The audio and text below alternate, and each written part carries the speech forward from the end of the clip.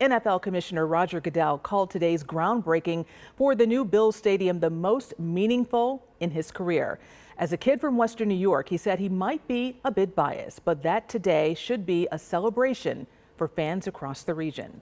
A long line of shovels and officials were ready for the cameras to mark the official groundbreaking of the new stadium. We learned today that Highmark will still have the naming rights of the new stadium. Some 10,000 workers will spend the next 3 years building the $1.4 billion stadium. New York State will own the building. The Bills have signed a 30-year lease, but Commissioner Goodell isn't focused on that 30-year number. I don't think of it as in 30 years. I think of it as a lifetime. I think of it as the future. The Bills are now secured in Western New York, and that's something that we should all take great pride in. This was not an easy lift, my friends.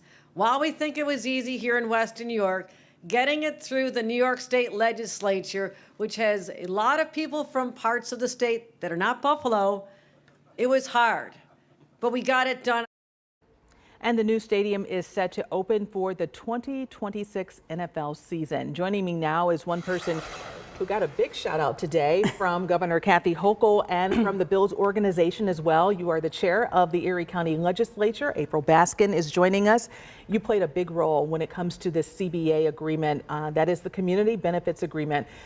The Bills are going to commit $3 million that we know of to this fund in exchange for $850 million public money for this stadium.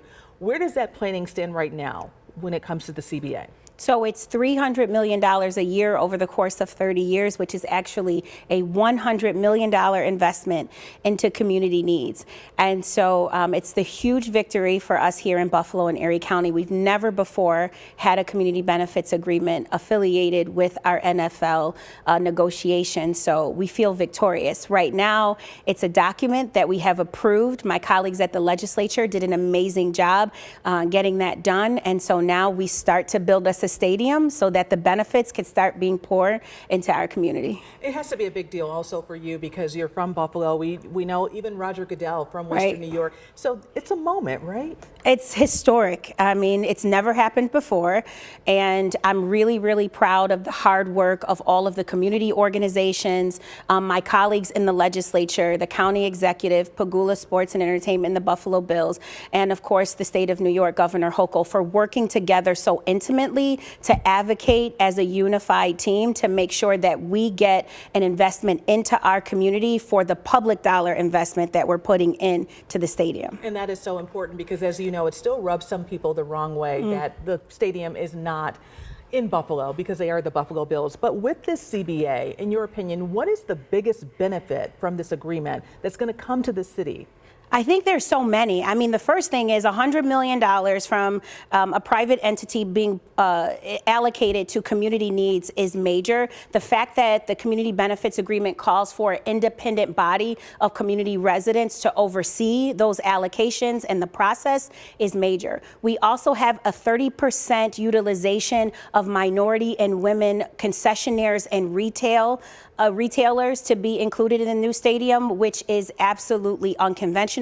Usually that utilization requirement is just in the space of workforce and construction. But what we've done in our deal is we have solidified that it's going to carry beyond the construction of the stadium for the totality of the lease. Finally, I would say all of the things that we mandated that the $100 million have to be spent on, things like mentorship, education, food insecurity, social determinants of health, affordable housing. These are things that the residents of Buffalo and throughout Erie County need. And now we have the Buffalo Bills stepping up and saying, here's $3 million a year over the course of 30 years for the community to decide where this money goes. And that's so important. You know, as you know, in this city, in politics, period, there are always going to be some critics. And let's address those who claim that the CBA comes up short on some specifics and needs a dedicated team to deal with it, because we are talking about 30 years. We don't know where we're going to be in 30 years, but is there a team that's going to deal with that specifically? Yeah, I should say so. The community and the unified effort between the Buffalo Bills, the county and the state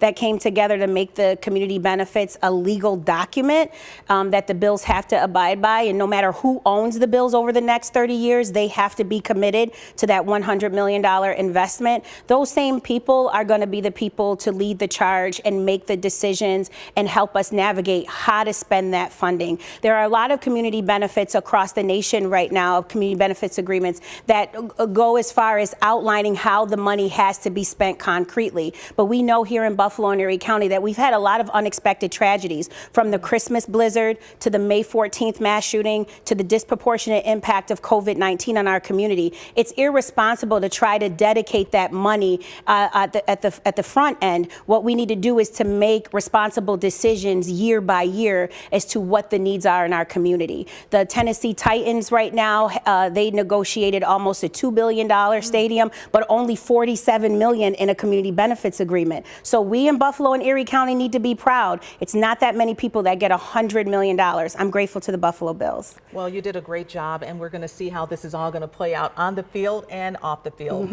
April Baskin joining us. She is the chairperson of the Erie County Legislature, and you helped to oversee that community benefits agreement, a big deal for the city of Buffalo and all of Western New York. We thank you for joining us. Thank you, Claudine. Thank you. And while Bills fans across Western New York celebrate today's groundbreaking, Bills owner Terry Pegula got visibly choked up today when he was discussing those who played a role in making today happen, and he mentioned the names of the 10 people gone too soon. We also remember other heroes in Buffalo who deserve to be mentioned.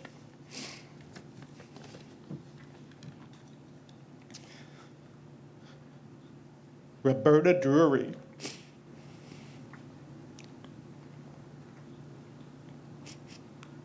Margaret Morrison, Andre McNeil, Aaron Salter, Geraldine Talley, Celestine Cheney,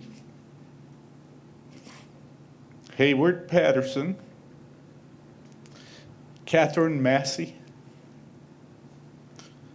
Pearl Young, and Ruth Whitfield. And if I could mention,